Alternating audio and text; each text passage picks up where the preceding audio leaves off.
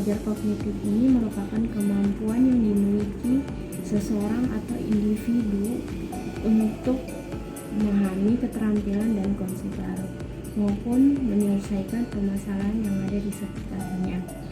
Nah, pada dasarnya, teori belajar kognitif ini memiliki tingkat kemampuan yang berbeda-beda yang dimiliki oleh setiap individu. Dan teori belajar kognitif ini lebih mengutamakan perubahan mental dan sifat perilaku seseorang, seperti bagaimana cara peserta didik ini berpikir dan bagaimana cara peserta didik ini menggunakan pengetahuannya. Dan teori belajar kognitif ini lebih menekankan pada suatu proses akal pikiran manusia secara utuh dalam situasi dan kondisi pembelajaran yang ada yang sedang dilakukan. Mungkin hanya itu saja yang bisa saya jelaskan tentang teori belajar kognitif. Terima kasih.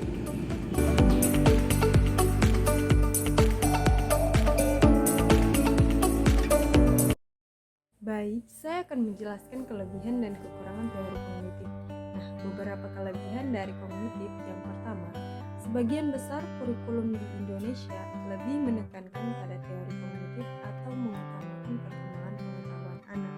Ini terbukti memang kita dalam memberikan ujian tes itu lebih condong pada aspek kognitif anak berupa soal-soal tes ujian dan lain-lain. Itu terbukti sebagian besar kurikulum Indonesia menekankan daerah kognitif ini. Yang kedua, pendidik hanya perlu memberikan dasar-dasar dari materi yang diajarkan, yang kemudian nanti dikembangkan sendiri oleh siswa. Jadi ini kelebihan. Jadi guru tidak perlu mencakupi siswa dengan berbagai macam informasi atau pesan, cukup diberikan dasar-dasarnya saja. Silahkan dikembangkan sendiri. Dasar-dasar materi yang sudah diberikan itu jadi tidak memberikan materi tapi lebih kepada bagaimana cara mengembangkan materi itu. Yang ketiga adalah memaksimalkan kemandirian peserta didik untuk mencari informasi. Nah, tadi itu karena kolomnya memberikan dasar-dasar materinya, maka siswa menjadi mandiri di dalam mengembangkan atau mencari atau menelusuri informasi berdasarkan dasar-dasar materi yang diberikan oleh guru tadi. Nah, yang keempat adalah memaksimalkan ingatan yang dimiliki peserta didik. Nah, karena kognitif itu pusatnya pada otak serta mental, maka ingatan itu menjadi kunci utama. Jadi dimaksimalkan dan dikembangkan betul. Nah, selanjutnya setelah mengingat, memahami, kemudian menerapkan, menganalisis juga memaksimalkan kreasi dan pembuatan satu hal baru atau membuat suatu hal yang baru dari hal-hal yang sudah ada. Jadi memang dituntut ya. Intinya tadi itu mengkolaborasi atau mengkaitkan atau menyimbangkan antara pengetahuan yang sudah ada dengan pengetahuan baru, sehingga dengan begitu siswa bisa menganalisis, mengevaluasi, mengkritik, hingga nanti bisa mengkreasi atau membuat sesuatu yang baru atau inovatif.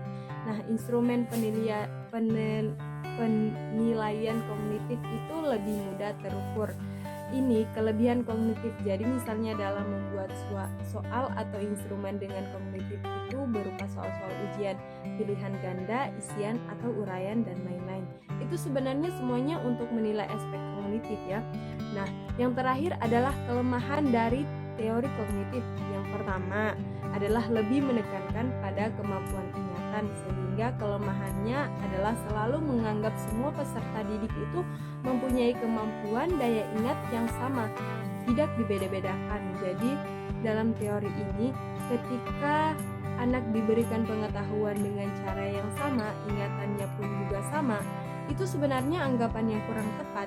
Jadi diberikan informasi yang sama dengan media yang sama, dengan perlakuan yang sama, ternyata kenyataannya tingkat ingatan dan tingkat pemahaman siswa tidak sama atau berbeda. Ternyata faktornya juga banyak, bisa karena kondisi emosi, kondisi lingkungan, kondisi karakteristik siswa, kondisi daya baca siswa, dan lain-lain. Itu karena kurang dibangkitkan dalam teori kognitif. Yang kedua adalah Jika pembelajaran hanya menggunakan metode kognitif, maka peserta didik tidak akan mengerti sepenuhnya materi yang diberikan. Nah, karena itu jenisnya banyak, tidak hanya bersifat kognitif, bisa praktis yang harus diterapkan atau langsung dipraktekkan. Biasanya yang vokasional, kemudiannya jenis-jenis materi yang lain. Jadi tidak hanya sekedar menggunakan metode kognitif, tapi juga harus praktek. Kemudian ada afeksi yang menggunakan metode refleksi. Jadi tidak hanya sekedar dihafal saja, tapi butuh introspeksi diri. Jadi kelemahannya ini bisa ditutupi jika seharusnya kita lebih memahami berbagai macam materi menggunakan beragam metode. Ada gabungan antara metode kognitif dengan metode-metode yang lain. Kelemahan dari kognitif yang ketiga adalah jika di sekolah kejuruan hanya menggunakan metode kognitif tanpa adanya metode pembelajaran lain, maka peserta didik akan kesulitan dalam mempraktikkan kegiatan atau materi yang telah diajarkan. Itu karena di sekolah kejuruan atau vokasional itu lebih daripada praktek, jadi tidak hanya sekedar mengingat, menghafal saja, tapi lebih ke praktek. Nah, ini akan menjadi sebuah kelemahan jika itu hanya digunakan metode kognitif dalam sekolah atau pembelajaran kejuruan atau vokasional. Nah, yang terakhir, teori kognitif tidak menyeluruh atau tidak bisa diterapkan secara menyeluruh untuk semua tingkat pendidikan, karena lebih sulit dipraktekkan khususnya di tingkat lanjut. Karena di tingkat lanjut tidak hanya sekedar mengingat dan menghafal saja. Oleh karena itu, kelemahan-kelemahan ini akan dilengkapi dan disempurnakan oleh teori-teori selanjutnya. Karena itu, jangan gunakan satu teori saja, tetapi lebih baik hibrid atau gabungan berbagai teori yang disesuaikan dengan kondisi dan kebutuhan para siswa dan guru. Baik, mungkin itu saja yang dapat saya jelaskan.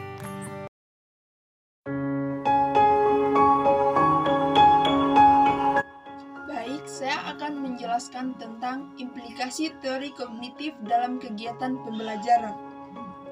Implikasi teori kognitif dalam kegiatan pembelajaran.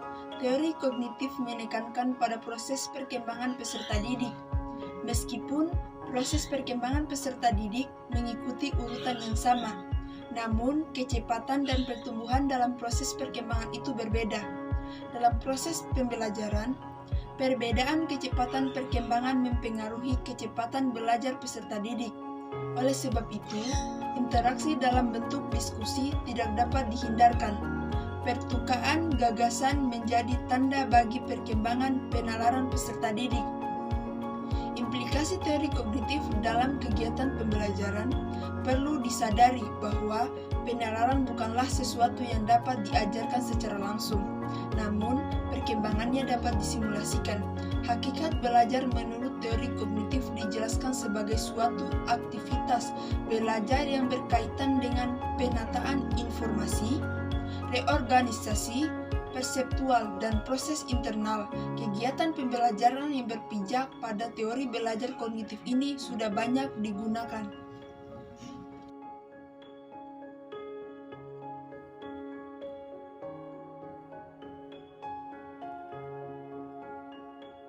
Saya Aura Masyura yang akan membawakan materi tokoh-tokoh belajar kognitif. Nah, tokoh-tokoh belajar kognitif ada 3. Di sini saya akan membahas secara satu-satu. Yang pertama ada Jean Piaget. Nah, Jean Piaget ini beranggapan bahwa suatu perkembangan kognitif adalah sebuah proses yang terjadi secara genetik. Nah, dalam hal ini, kondisi biologis dapat dilihat melalui adanya perkembangan atau pertumbuhan yang terjadi dalam sistem saraf. Yang kedua ada David Ausubel, yaitu dalam teori kognitif ini ia mengutamakan kegiatan pembelajaran yang bermakna. Ia membagi belajar yang bermakna ke dalam 2 jenis. Yang pertama ada belajar secara bermakna atau meaningful learning, dan belajar menghafal atau rote learning. Nah, yang ketiga ada tokoh Jerome Bruner, yang beranggapan bahwa suatu proses belajar atau pembelajaran dapat berjalan dengan lancar dan kreatif apabila seorang guru dapat memberikan kesempatan pada peserta didik demi menemukan sebuah konsep, aturan, teori, dan pemahaman yang berkaitan dengan kehidupan. Sekian saja materi yang saya bawakan.